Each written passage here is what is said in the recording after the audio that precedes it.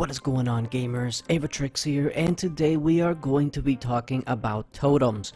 We gotta go over totems, how they work, what you want to do with them, because it is one of the biggest defensive update that this game has gotten in quite a long time, and especially now with Guild Wars, you want to utilize your totems the right way. So of course you are seeing two totems here.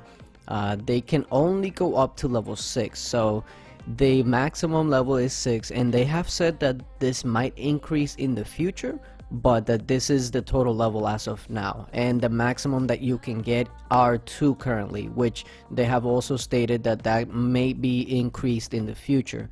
Now keep in mind that you would be able to get your first totem at Town Hall level 16. So if your Town Hall isn't level 16, then you don't have a totem just yet.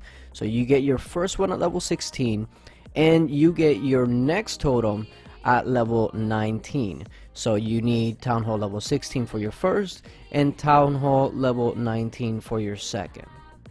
Okay, now to actually have the totem work, you gotta remember you have to place a hero down. It will not activate unless you have a hero in place. One hero may be placed in one totem at a time, so that means 2 total heroes for the two totems.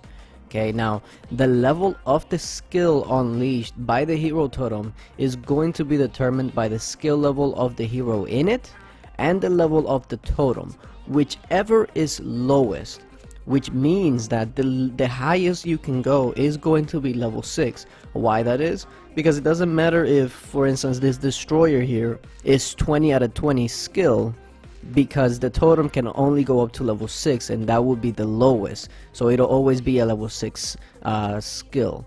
Now if your hero has a lower skill level than level 6, so for instance, let's say destroyer has a level 5 skill, then it'll be a level 5, so whichever one is the lowest, but the maximum essentially that you can go to is level 6, so keep that in mind.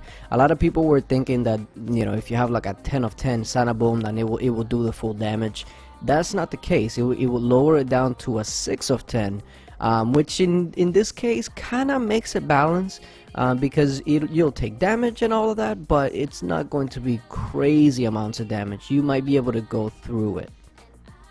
Now another thing that you have to keep in mind is that these totems are not visible by the player. So although you're able to see the totems right here, when somebody is raiding you, they're going to be seeing this. Like they will not see anything. That's what they'll see right there.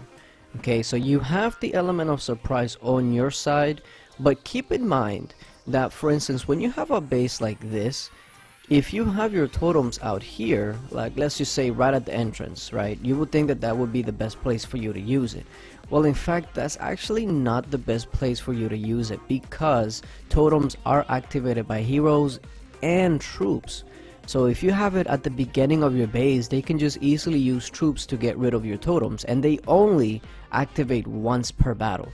That's either while you're getting raided, or in Hero Monsters. In Hero Monsters, if you start a Hero Monsters, it is only going to trigger once. Not every wave, it's just once. So take a quick look at this. Okay, now keep in mind I had the totems outside, and they're gonna use troops. There goes the Vlad. Okay, that's one totem down, and then there goes the destroyer. Okay, now they use troops, and that's all they needed to do to just completely take out my totems, and then after that they have nothing to worry about. So essentially what you want to do is actually have your totems in the middle of your base somewhere where they just can't take it out easily with troops. That might make some bases change. Maybe it would be a little obvious sometimes, because for instance, if you place it here, then what they're gonna see is this, and that's kind of obvious that it's right there. So they might take you know, advantage of that. But at the end of the day, the point is that you do not want to have it outside of your base, because that can easily be taken out by just regular troops, and you do not want that to have a successful defense. Now, as you saw here, when a totem activates, you are going to see the hero that was placed on the totem. It's going to come out like a Pokemon and then go back into its Pokeball. Okay, now there we go. It's going to come out of the Pokeball and then go right back into the Pokeball.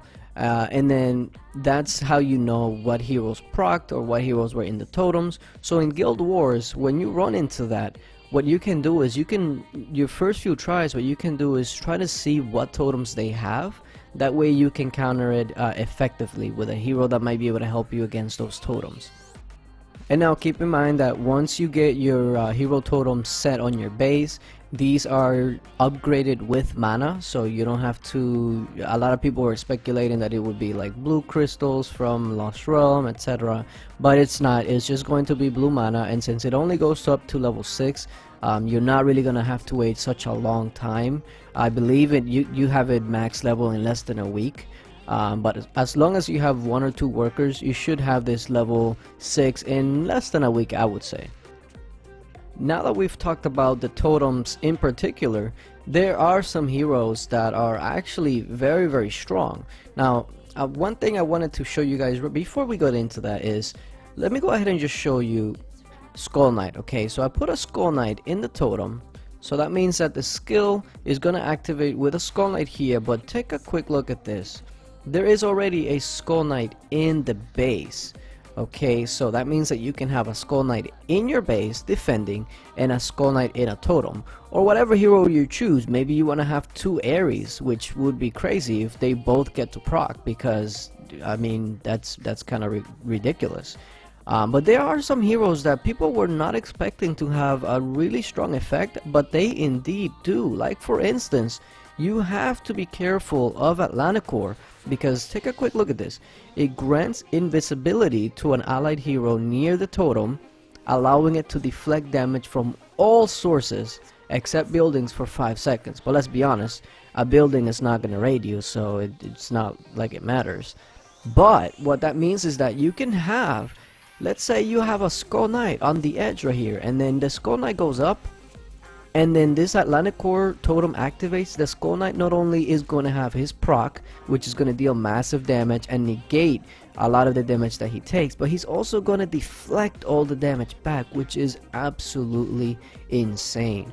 Another one that is definitely powerful is Destroyer, just because his stun and his ability to hit even flyers, anything, unlike Minnow, is powerful. Now the damage is not going to be that high just because it only goes up to level 6, but it is rather nice.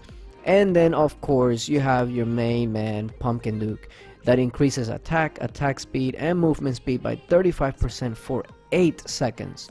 So just when they think that they got you, that Pumpkin Duke comes out, it procs, and then you know how it goes from there. Another one that is highly important would be a Valentina, because once they think that they have you, they don't. Okay, and then there's just so many combinations that you can use. A lot of these heroes, a lot of people thought that they weren't going to be very good, but in fact they are.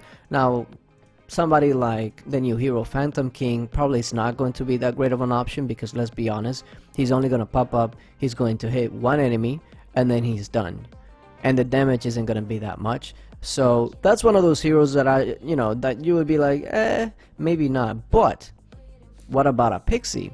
Keep this in mind, okay? The damage is irrelevant. The damage ain't going to be, it's not going to do much at all, but it is going to heal your heroes, but it is also going to remove their debuffs. So think about an Ares debuff or something along those lines. That would be huge to catch them off guard when they are confident that they're gonna win. So it just, you gotta work with what you have, of course, because if you don't have every single hero, you gotta have your strongest out there. But this is something that if you use it correctly, it can be very powerful. Just don't do it like I did and just put it outside of your base and then have everybody proc it with troops, because that's not a good look. So hopefully you guys are changing your base to facilitate your totems, and if you don't have your totems yet, you better get those workers working. But yeah, hopefully you guys got all the information out of the totems. I pretty much tried to explain it as best as I could. If you have any questions still, I'm gonna go ahead and leave all of the totems information in the description, that way you can read it over. But yeah, thank you guys for watching, and until later, bye.